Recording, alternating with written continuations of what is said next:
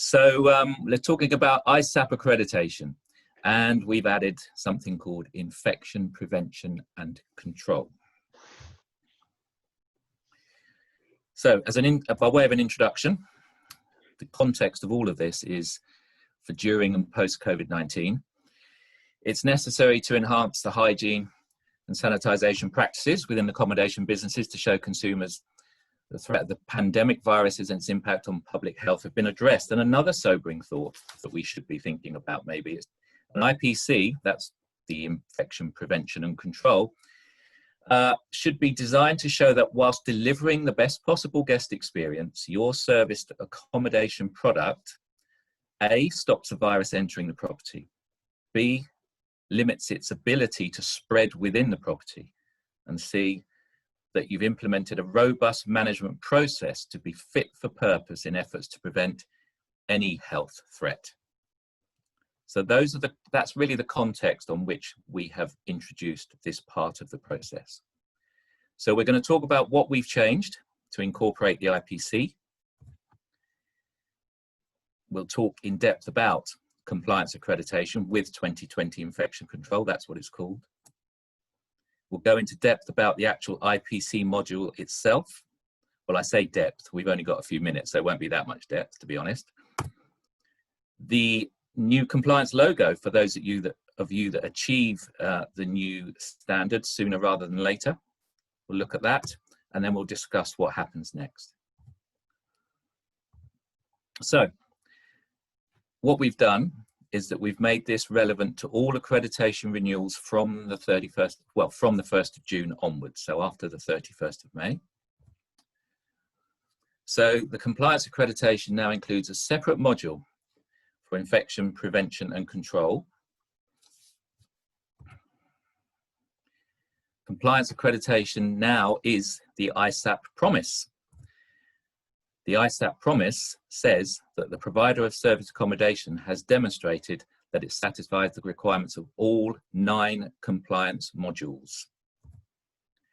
This is what the ISAAP Promise document looks like, and this has been produced so that providers who achieve it can tell their clients, this is what we've got, this is what it means, this is why we are safe, this is why you can come and stay with us, this is what we've been assessed as having achieved, these are the standards.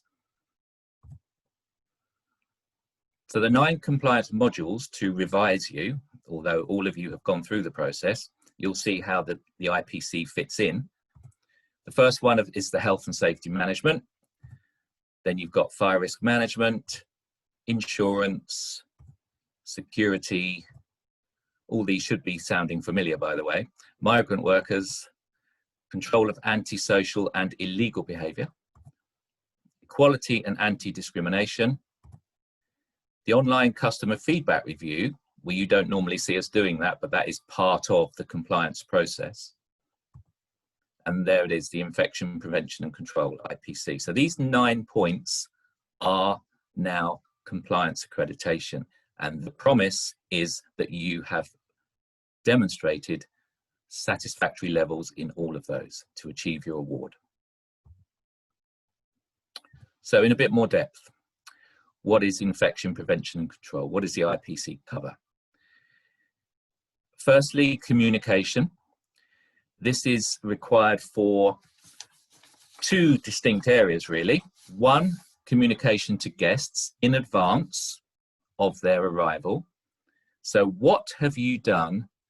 What has changed? What will guests need to be prepared for? So talk about the requirements, talk about the standards that you've implemented to protect them. Talk about what they're going to have to do as well. Their experience is going to be different than you. Tell them that you've implemented a cleaning schedule. Tell them that you've got protocols in place. So the assessor will be looking to see how effective the communications have been to guests in advance, and similarly to employees. Now that's called training, of course. So employees will need to have gone through a very comprehensive retraining program where specifically those delivering sanitization and hygiene standards, will have to be focusing in different areas at different frequencies, using different materials, different products possibly. So there's a whole retraining program that will have to be taking place, and the assessor will be looking to see how that's happened. There will need to be a review of training where each employee is going to have to sign off to say that they've received it after a period of time. Mentioned the cleaning schedule before. So the assessor will be looking to see that there is an overarching cleaning schedule in place dealing with generalized and more specific measures.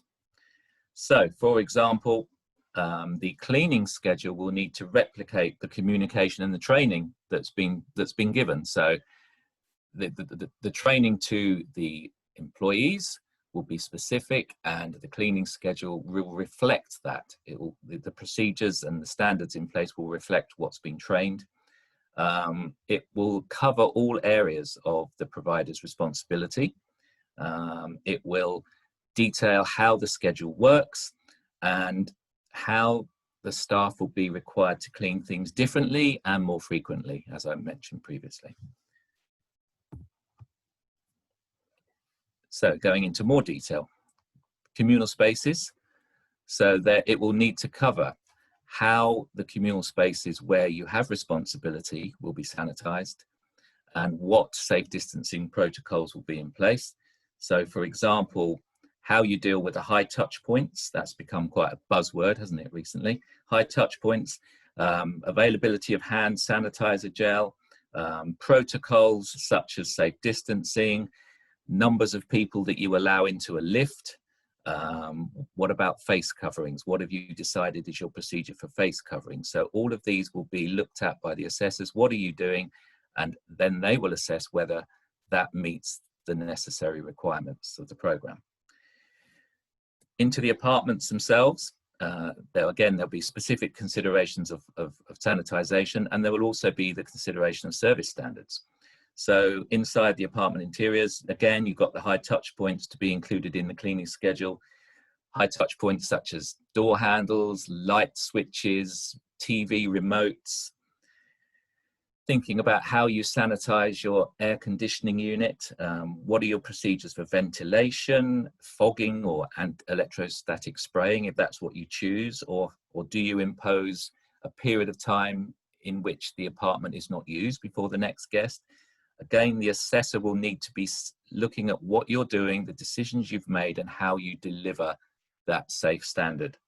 Other things to consider, I mean, somebody suggested that maybe linen should be a DIY process now, in that clean linen for beds gets delivered in sealed bags, fresh from the laundry, and the guest is asked to make their own beds. A lot of people said that that wasn't a good idea, and it took away the service element of the business we're all in, but that's one for discussion. If a provider decides that's what they're going to do, then that's fine. We're not saying that that shouldn't happen. Next, it's all very well doing all these things within the building to make it safe, to make it sanitized, to make it clean. But if somebody walks in and doesn't observe any of those protocols or any of those standards, then everything you've just done has been a waste of time to a degree. So there does need to be a procedure written and delivered for the control of external visitors. So I'm thinking off the top of my head, I don't know why, Deliveroo. What is in place late at night to allow you as a guest to receive your delivery of your Domino's pizza or whatever it is into the building? What is the procedure that the provider has put in place that will need to be followed? It might be that no delivery personnel are allowed into the building. It might be that that's the case after a certain time when no reception staff are on duty. There may be many different ways of considering that point, but there will need to be a consideration of the point and a visible procedure written and delivery of that procedure in the actions of the personnel involved. And finally, management.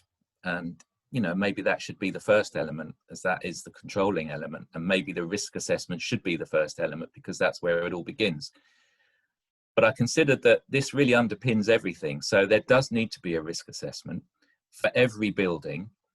And from that risk assessment, that's where you determine what your communications will be, because you're going to decide what the risks are and your mitigating actions to minimize the risks. So the risk assessment, from that, you decide how to communicate, what to communicate to whom.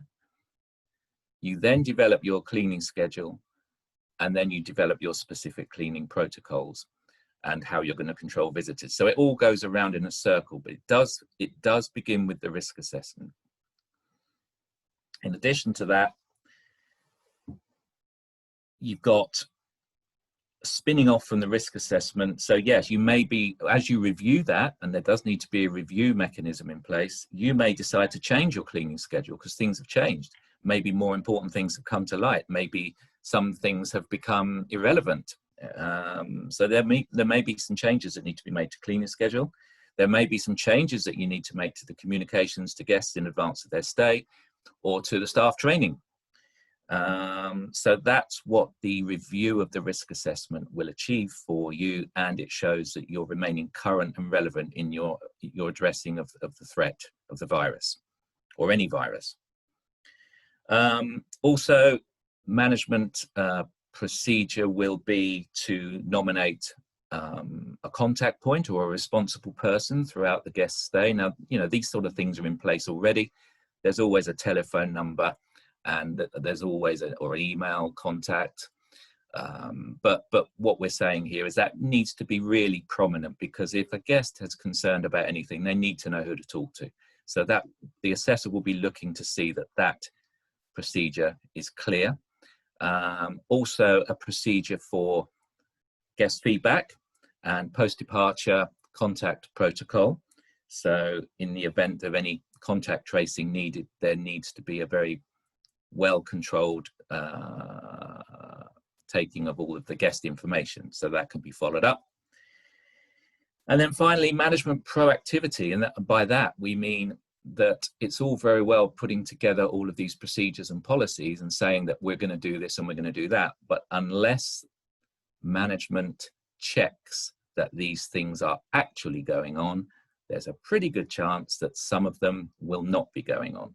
So you will need, as a provider, to demonstrate that management have a process for checking that what you've put in place is actually happening. Here's the exciting bit. This is the new logo. And this, when you achieve your compliance accreditation with 2020 infection control, that's what it will look like. It's different from the existing compliance logo. So how are you going to get that? How does it work? Last week, I sent out letters to all providers who, through the process they're currently undertaking, will not have an opportunity to renew. So basically anybody from October through to March inclusive next year, I've sent a letter to, and I've presented those companies with options. You can do nothing and wait for your reaccreditation date. That's up to you. So you won't get this specific lovely logo until your reaccreditation date. You can request an IPC module only process as soon as possible. So what we would do is arrange to give you the module to complete, and we would then take you through the process. And once that had been completed successfully, you receive the new logo for compliance. Or you can bring forward your whole reaccreditation, and then we will do the updated compliance with infection control and reset your renewal date for the future if that works. So there are three options there: do nothing, do an IPC alone, or just bring forward your whole reaccreditation. So I'm thinking that somebody in March who's due for renewal, who went through the process and is sitting on their existing logo, may feel that it's important to be able to demonstrate that they've met sanitization and safety standards, and so they may wish to bring forward either just the IPC or the whole process and renew it. So that's the